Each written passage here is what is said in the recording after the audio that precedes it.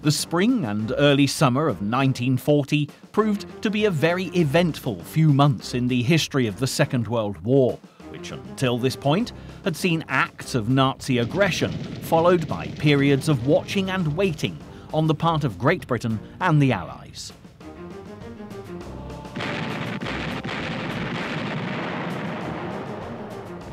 But by April and into May, Adolf Hitler's troops were storming through Scandinavia and across Europe, employing ever more aggressive new techniques to invade Norway and Denmark to the north, and the Low Countries and France further south.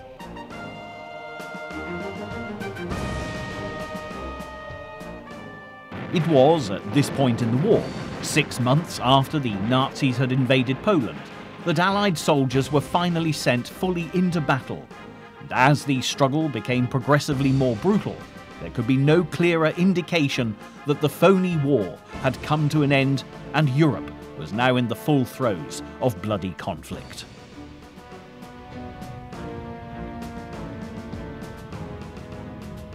Nevertheless, for the Allies, the horrors and heartbreaks of this period would also be marked by moments of triumph and glory.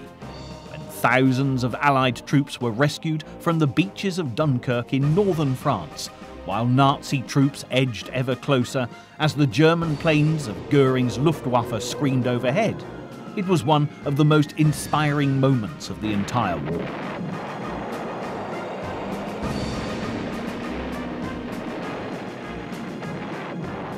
While Hitler's armies stormed across the continent, this extraordinary event gave the people of the occupied nations a glimmer of hope, and for the British, there could have been no better boost to morale.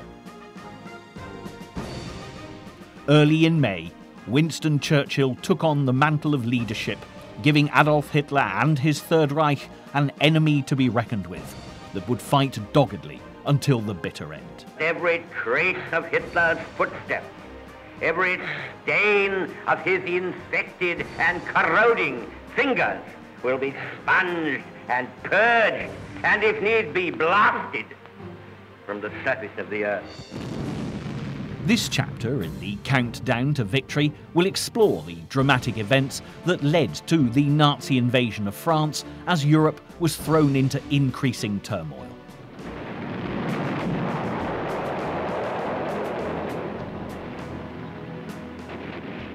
With breathtaking footage of the Dunkirk evacuation, you'll see for yourself one of the major turning points of the Second World War, when, for the first time since September 1939, Adolf Hitler's plans were thwarted. The importance of this event cannot be underestimated, for it was during this period that the spirit of Dunkirk was forged from the fires of despair. And it was this spirit that would ultimately save Britain from the icy grasp of the Third Reich and change the course of history. The 2 years leading up to 1940 had seen many dramatic changes on the European continent as the leader of Nazi Germany, Adolf Hitler, continued to promote increasingly aggressive policies. In his aim to expand the borders of his country and create a thriving Third Reich, he had annexed Austria and invaded Sudetenland in Czechoslovakia in 1938. Although the British Prime Minister at this time, Neville Chamberlain, had tried to promote peace, putting pressure on Prague to make concessions to Hitler after flying for talks with the Führer in Germany, it soon became all too clear that the Nazi leader could not be trusted.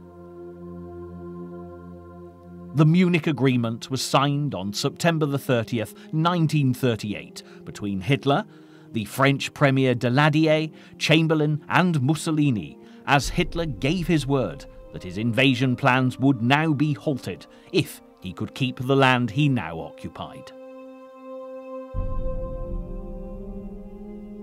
Chamberlain believed that this would end the threat of war, but to the despair of Allied politicians, Hitler reneged on the deal within 6 months, and in March 1939, the Nazis stormed into Czechoslovakia.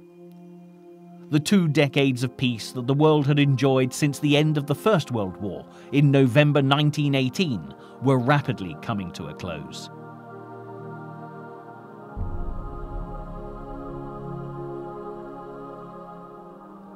On September the 1st, 1939, Germany invaded Poland, and it was clear that Chamberlain's policy of appeasement had failed.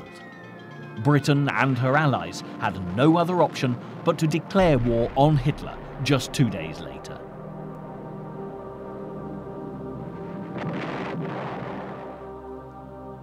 While shelters were built, rationing introduced, and children evacuated, the British public braced themselves for the worst, but despite the hasty preparations for conflict, the first 6 months of war would be relatively uneventful on the home front. Further afield, however, the balance of power was rocking dangerously. The Soviet army, led by Joseph Stalin, agreed a pact with the Nazi forces and were greedily claiming a share of Poland, with terrible consequences for the Polish people, as towns and cities were attacked, resulting in thousands of civilian as well as military casualties. By November 1939, the Soviets struck out again, this time targeting Finland, and although the Finns fought bravely and held off the Red Army for months, by 1940 they were forced into surrendering precious land and resources to Stalin. But as Finland signed a peace treaty with the Soviet Union, Chamberlain and the British government had still to make a move to halt the Nazi advance, despite Winston Churchill, as First Lord of the Admiralty, urging immediate action. His main concern was Norway, and Churchill was very soon proved right.